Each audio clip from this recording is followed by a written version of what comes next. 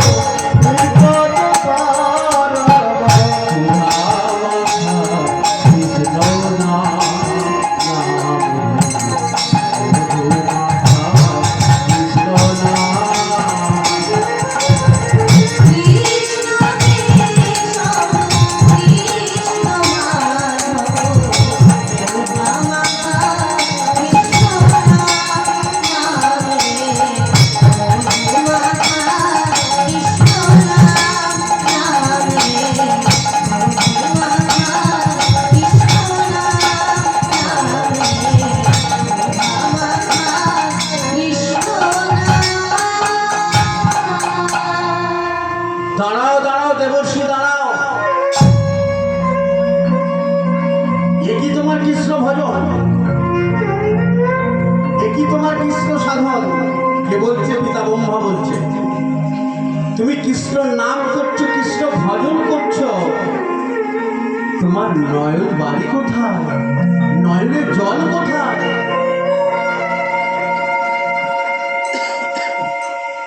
ভগবানকে ডাকতে গেলে যদি দুফোঁটা নয়ন বাড়িতে যদি না ডাকেন না মা, ও ডাকে ভগবান সাড়া দেয় না বাবা। ভগবান একমাত্র সাড়া দেবে যখন আপনি দুফোঁটা চোখের জল দিয়ে ভগবানকে ডাকবেন। আমার কথা যদি বিশ্বাস না হয়, শ্রদ্ধেয় মান্নাথ একটি গান লিখেছিলেন, অপটা চোখের জল ফেলেছে যে তিনি ভালোবাসতে। কাউকে ভালোবাসতে গেলে, কাউকে ডাকতে গেলে চোখের জল দিয়ে ডাকতে হবে, আর সেটাই দেবশ্রী নারদের নয়নে নেই। সেই জন্য পিতা ব্রহ্মা বলছে, দাঁড়াও দেবশ্রী দাঁড়াও, তুমি যে ডাকছো, তুমি কোনোদিন কৃষ্ণমূর্তি তোমার হৃদয় মাঝারে দর্শন পাবে না। কেন জানো? তোমার হৃদয় মন্দিরে এখনো কৃষ্ণ ভক্তির বীজটা বপন হয়নি। তোমার হৃদয় মন্দিরে এখনো কৃষ্ণ ভক্তি আসেনি। তোমাকে কৃষ্ণ ভক্তি পেতে গেলে তোমাকে বৈষ্ণবের কাছে যেতে হবে, আর তোমাকে একটা কাজ করতে হবে। কি কাজ জানো? দেবশ্রী নারদ বলছে, কি কাজ?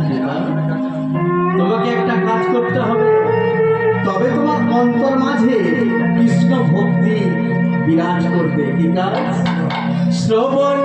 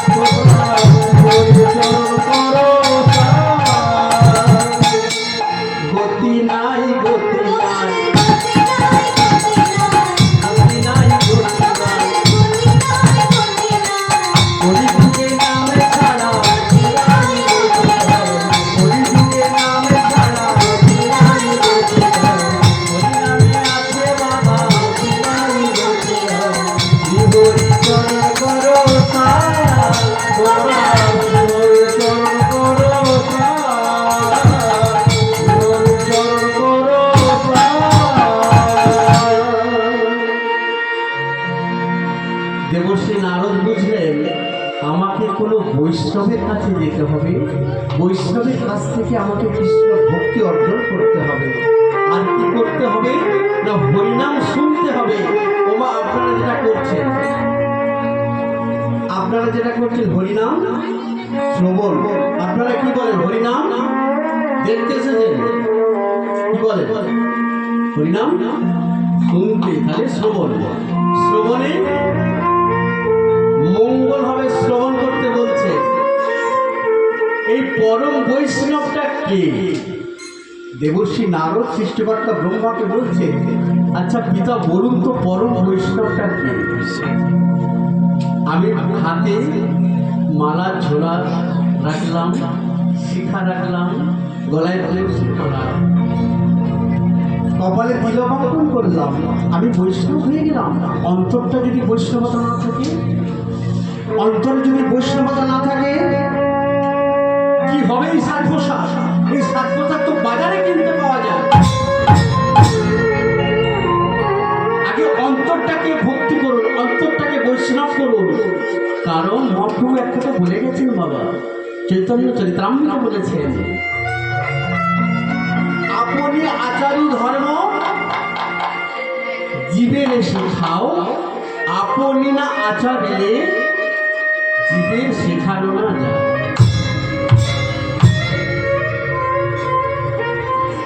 আর মনুসংহিতা একটি গ্রন্থ আছে, মনুসংহিতা, যারা অধ্যয়ন করেন জানবেন। প্রথম অধ্যায় 4 নম্বর শ্লোকে দেওয়া আছে, আচার্য পরম ধর্ম সদুত্তমাত্মে বচা। আচারটাই হচ্ছে আপনার পরম ধর্ম। আগে আপনাকে মানতে হবে, আপনাকে আচার পালন করতে হবে, তবে তো আপনি হবে পরম বৈষ্ণব। বৈষ্ণব এবারে বলছেন পরম বৈষ্ণব কে না, পরম বৈষ্ণব হলে একমাত্র বৈষ্ণব চূড়ামণি দেবাদিদেব মহেশ্বর।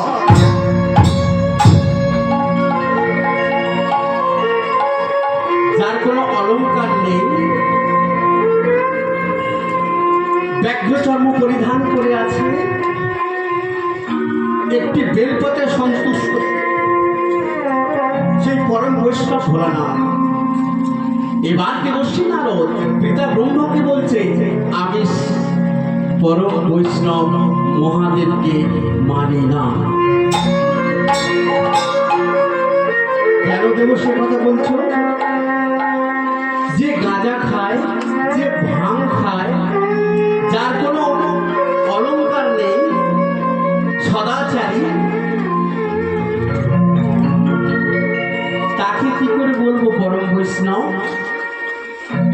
তবে হ্যাঁ, দেবশ্রী নারদ বলছে, তবে হ্যাঁ কিন্তু আমি মানতে পারি। আমি 4টে প্রশ্ন আপনাকে করব, এই 4টে প্রশ্ন যদি আপনি সৃষ্টিকর্তা হয়ে উত্তর দিতে পারেন তবে আমি মেনে নেব ভোলানাথ মহেশ্বরী হচ্ছে পরম বৈষ্ণব। শোনাও দেবশ্রী, শোনাও তোমার 4টে প্রশ্ন কি আছে। পিতা ব্রহ্মা বলছে, আরে বলো বলো বলো প্রভু,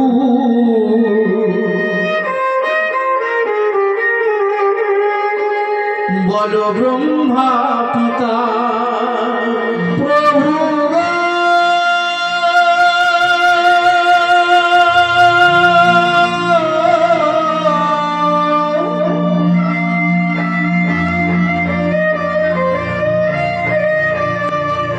প্রভু গো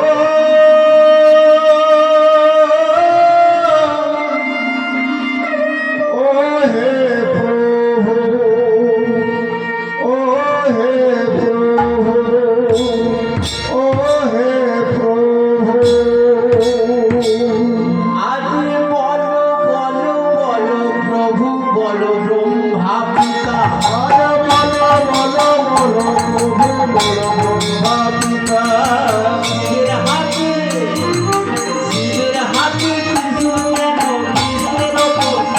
বলো শিবের হাতে তোমার 2টো প্রশ্ন করেছে।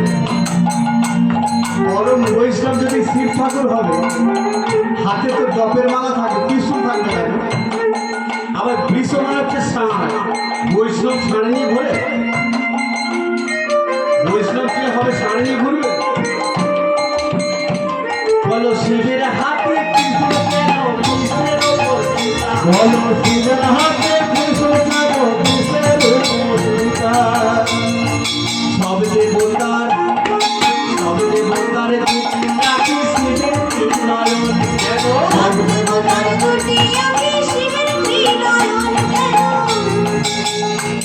সবটা দেবতার থেকে 2টো করে চোখ আছে বাবা, একমাত্র ভোলানাথের 3টে চোখ।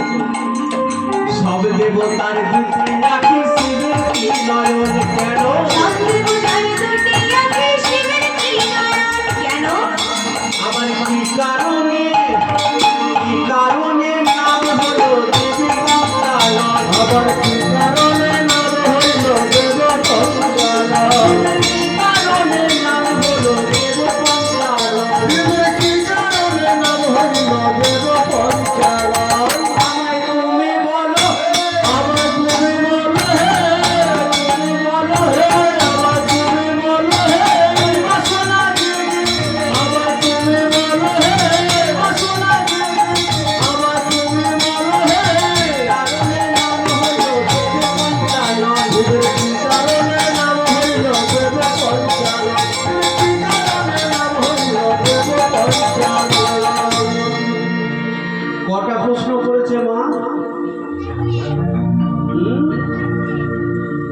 বাচ্চারা ঠিক শুনছে, চারটে প্রশ্ন করেছে। শিবের হাতে ত্রিশূল কেন? শিবের সঙ্গে ষাঁড় থাকে কেন? শিবের তিনটে নয়ন কেন? শিবের নাম পঞ্চানন কেন? যেই না চারটে প্রশ্ন ব্রহ্মাকে ছুড়ে দিয়েছে ভোলানাথ মহেশ্বর, আর ব্রহ্মা বলছে, আচ্ছা ভোলানাথ, আমাকে তো চারটে প্রশ্ন করলে, তোমাকে তো পরম বৈষ্ণবের কাছে যেতে হবে। এই পরম বৈষ্ণবের কাছে যেতে হলে তোমাকে কোথায় যেতে হবে জানো? তোমাকে শিবলোকে যেতে হবে। আর যখনই তুমি শিবলোকে পৌঁছাবে, স্বয়ং ভোলানাথকে তুমি চারটে প্রশ্ন করবে, ভোলানাথ তোমার চারটে প্রশ্নের উত্তর দিয়ে দেবে। তবে সাবধান দেবর্ষি, সময়টা বলে দিই কখন তুমি যাবে। শিব চতুর্দশী রাত্রিবেলা। কোনো ছলনার আশ্রয় নিতে হবে না, তোমাকে সশরীরে প্রবেশ করতে হবে। শিবলোকের 7টা দ্বার আছে, ওই 7টা দ্বারে তোমাকে সবাই বাধা দেবে। ওই 7টা দ্বার অতিক্রম করে তোমাকে শিবলোকে পৌঁছাতে হবে। আর প্রথম দ্বারে দাঁড়ি হয়ে থাকবে নন্দী ভিঙ্গি, যে তোমাকে প্রথম বাধা দেবে। ভোলানাথ মহেশ্বর কি করেছে? চিন্তায় পড়ে গেলেন। যখন এই কথা বলেছে, দেবর্ষি নারদ চিন্তায় পড়ে গেলেন যে কিভাবে আমি যাব। দেবর্ষি নারদ মনে মনে ভাবছে যে পিতা তো আমাকে শিবলোকে যেতে বলল, আমি যাব। বুদ্ধি যস্য বলং তস্য, বুদ্ধি যার বল তার, আমি বুদ্ধির খেলা খেলবো। এই বলে কি করেছে দেবর্ষি নারদ? দেবর্ষি নারদের হাতে কি থাকে? মোবাইল। দেবর্ষি নারদের হাতে নারায়ণ নারায়ণ। শিবলোকের উদ্দেশ্যে রওনা দিয়েছে দেবর্ষি নারদ। পিতা ব্রহ্মাকে স্মরণে করি,